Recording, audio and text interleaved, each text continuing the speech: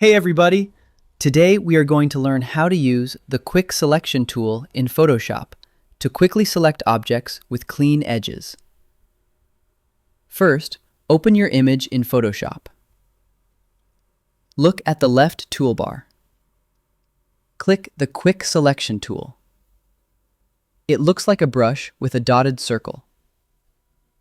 Now look at the top options bar.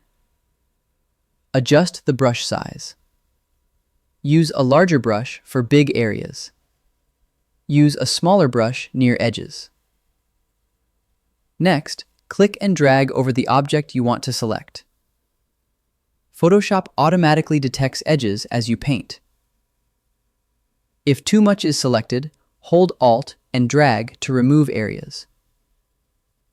Why this matters. Accurate selections make edits cleaner and faster. Once selected, you can edit just that area. For example, add an adjustment, remove the background, or copy the subject. That's it. I hope this helps you on your current and future projects. Thank you for watching.